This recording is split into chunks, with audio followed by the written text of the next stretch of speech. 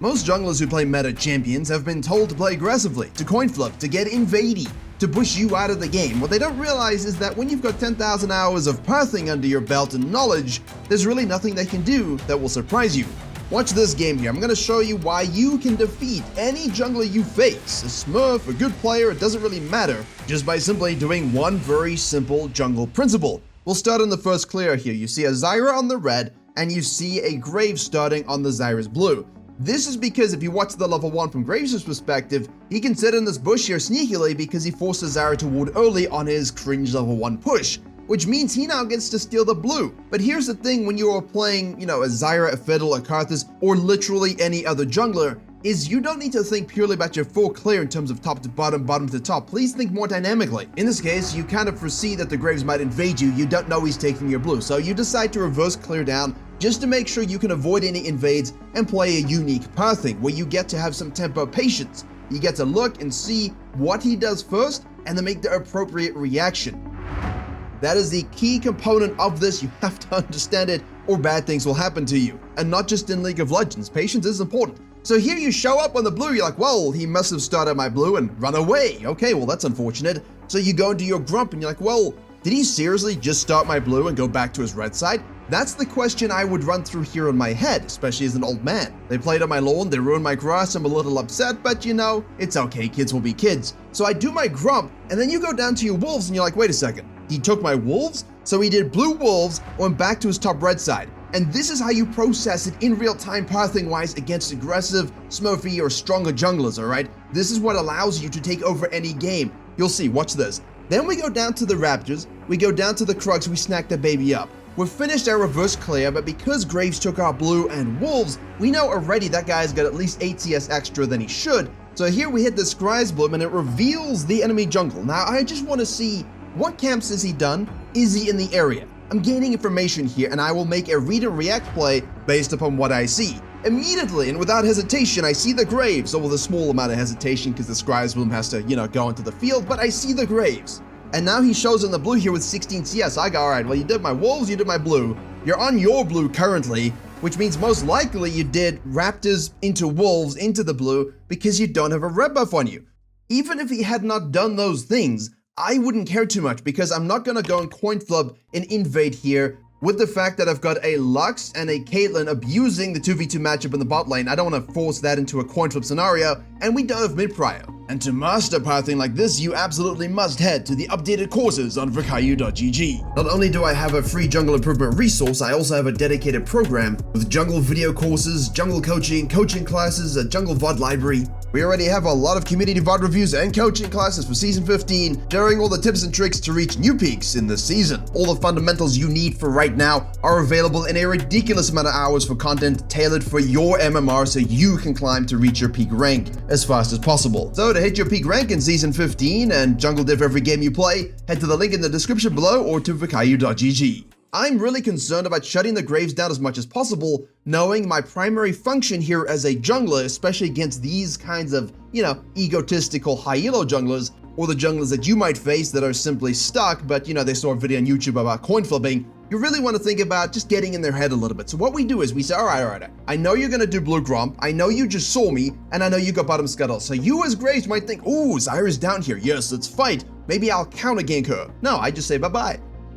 I got pressure in the mid lane here, so I use that to slink on over to the top side for that vision control. I know he doesn't have red, so my first focus here is get the red and then take the Krugs. Now you might be thinking a little bit about, hey, why don't you do the scuttle first? Well, I need to deny him his Krugs and his red like he denied me my blue and my wolves. And honestly, the Krugs are more valuable than the wolves anyway. I also know that because I hit this Scry's bloom on the Graves, little flashback in case you need to relive it, I know he knows that I definitely went to the top side. The Graves, when he gets a bottom scuttle for free, fully understands that Zyra just gave up the accessibility of that crab and is definitely taking the top grab. So he crosses over mid with that prio to snack it away. And when you have this much pathing experience, you kind of understand this is going to happen. And I'm happy sticking my head in the cookie jar, taking his camps, avoiding detection completely. Have you noticed the whole game, I did not get seen on any wards or any vision pathing other than when I wanted to be revealed. And in doing so, get to go back to base in his jungle. I have a ward on his red. He circles up when we see him. He now realizes I stole his Krugs in red, I go back to base before him, that means I'm on the field again quickly. I can snack the second spawn wolves really fast, take the second spawn grub that I have control over, transition to raptors and krugs on the bottom side. Now, of course, as I'm doing that, you see there's a Lux, there's a Caitlyn, they're pushing in the double melee comp. You know, it's a Samira, but basically melee. That means they're always gonna be ripe for an all-in and a gank. And is that a 3v3 lane you feel that you win right now? Typically, if you say yes, you can go and counter gank it, but again, that's not my goal. My goal is to exert this tempo of patience and make sure that the Graves never knows where I am and I'm always 2 or 3 steps ahead.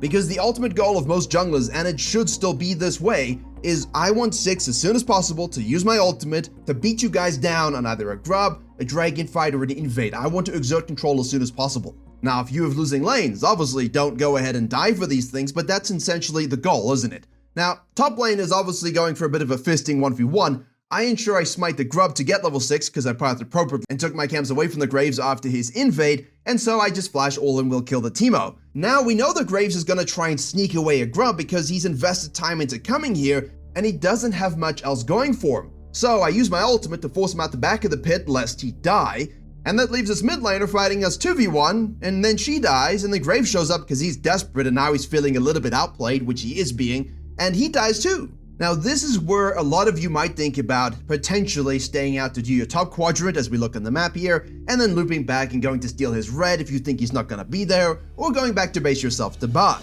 This is where if you are strong enough on your champion, you're not looking to go and initiate anything, but I love to use an extended sequence here. I want to stay out. Why? Because I don't want to risk any sort of downtime in my full sequencing. I know Graves is 99% going to be on the bottom side because he has to be now. He has no choice. And I know I'm strong enough to counter ganking with my ult that will be up again. I'm not looking to start this fight, but I damn well will control it and win it. And that's what counter ganking can do for you if you think more about being in the right place at the right time than cash moneying the gold and not even being there to capitalize. And if there's one pathing thing that I've really enjoyed developing over the years and making content that I've been pushing since the beginning, it's this kind of play. I absolutely love it. I believe there was an Evelyn gameplay January 2018 or December 2017, where I did an effectively similar play exactly like this, just an Evelyn. You show up, you clean up with your ultimate. Yeah, you haven't spent your gold, but it doesn't matter because your presence here is what nets you 2 kills. Yes, the Samira died, the kill callout just didn't go through. Now you get to push the Graves off as well. The dragon control is now yours. Except I don't care about the dragon control, and as I said, this is a long sequence, but you don't want to fight without the cash money spent. It's good to go back to base and spend your gold now, and if they have the pressure to take the dragon, they take the dragon. I won't lose any sleep over it, will you? Who cares if they take the dragon? We have all the grubs. That allows you to go back to base, finish your core item component, push up mid lane a little bit to create yourself the ability to now go into his jungle. His red's up, his krugs are up, and he's still spending time bottom lane, and your camps are under control most of the time. The only thing he could potentially take is the raptors when they come up again. And I'll trade a red and krugs for those raptors any day of the week. And of course, it also gives you free second grubs because we love those. And even though they're going to be changing a little bit, it doesn't change the nature of, hey, get those first 3 grubs early and now you can snack this herald up at 50 minutes or so when it arises. And, you know, because there'll be no grubs in the future potentially at this particular spawn point, don't worry about it. Go back into your camps and sequence all the way down. And if Graves decides to counter jungle you, you're going to be in a very similar situation. Watch this. We finish off the grubs, we're going ahead and gank top lane, we're not able to quite get the kill. You know, a few mechanical mishaps, it is what it is. You shove the wave up, Graves goes back to base and shows again, so now I can just full clear all the way down, yet again, and guess what? Repeat the same process as earlier. If there were no grubs here, the top lane gank maybe happens a little quicker, or you do your camps first and then the top lane gank, but you're in a very similar situation, and the loss of objectives here is something I don't agree with, but potentially you can look to fight the dragon. You could just do the same thing we're doing here. It doesn't really change the nature of the game for you. The read and react thing is eternal. That's why I'm referencing old examples that I did, because it still works today. Now, of course, you might see the Graves here, and you will see the Graves here, killing a lot of people while I'm talking. He kills in my jungle, he kills under the turret. You can't control these things, especially against Smurfs or good junglers. You know, at least mechanically, they're gonna fight back a little bit, bite back a little bit, and when you take their camps away, they have no choice but to be on the map. So understand that your play style with this method can come down to, hey, listen, maybe my laners might int this moment, but you do not care. Remember that. Keep that in your mind. It's okay, I got this. I'm fed, I'm levels up, I'm gold up. Watch the next plays here. This is how you really seal this. You simply react and rotate to whatever you can. Most of the time it will be nothing because your laners are going to be dead. You hold the turret, you go back to base, you buy. Now, of course, the Graves has nothing in his control here, so he's going to try for this invade to pressure up because bot lane turrets are about to be taken. You obviously have not taken any turrets here as a team. Look at the minimap as I move out. But you know they will be invading your red side. Why? Because it is literally the only quadrant on the map with 3 camps up. The downside to the Graves' aggressive style is that you don't have great control until like 3rd, 4th rotation, by which time you've been counter-jungled 1,000 times, and as you can see, I have a huge CS lead. Because you're fed, you can commit the all-in, make sure you kill whoever's in your jungle, do what you need to do. We see a lot of challenger junglers in the gameplay breakdowns we do, get these leads and then try an aggressive red invade. That doesn't change because you got a GM or Master Smurf against you or a good player who's going to be destined for those ranks.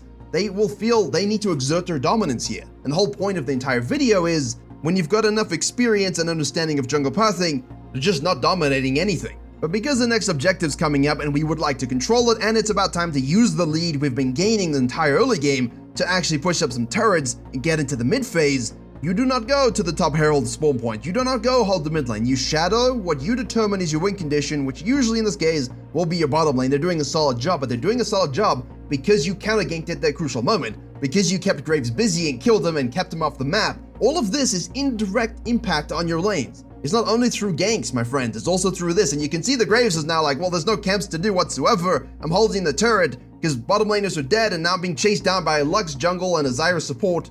Wait, that's not the right thing. Other way around. And you get trapped and killed and obliterated with better skill shot hittage. Honestly, the Lux is doing an amazing job. Now you get all that bottom lane gold for yourself through that turret, and you get to fall back to the dragon. But not before you're able to obviously hit the turret with your own auto attacks. Please get that damage off. You're able to take the scuttle crab, push out the bot lane a little bit. You know the Graves will go to the top side, of course. And if you see the mid lane rotation from their bottom lane, that's confusing, but their bottom lane was mid lane and now they're in the river, make sure you kill them and obliterate them and upset them. Because what's the point of doing all of this stuff if you don't now get to use your lead to have a lot of fun? Snack up the dragon. After this, yes, you can very easily rotate directly over to the herald, contest, fight, and push, but why?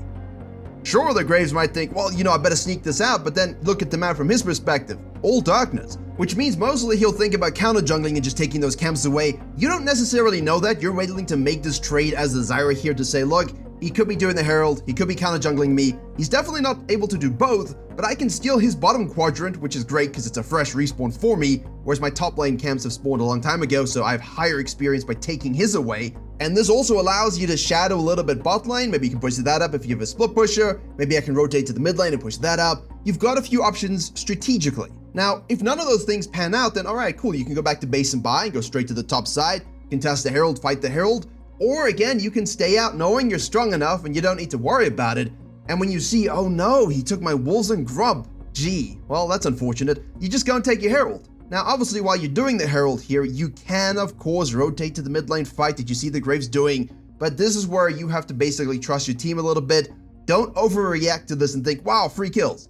If they get all chunked out and they're low and they're burning ults and spells, what are they going to do with you on the herald here with the lead you have? Nothing. You'll just kill them if they rotate over. So you snack this baby up. And 9 times out of 10 here, I'm going to tell you, and I'm going to tell myself in retrospect, hey, son, go back to base. You go way too much gold. But at the same time, knowing the power you have over somebody with your levels plus gold plus objective gain is something that I value greatly.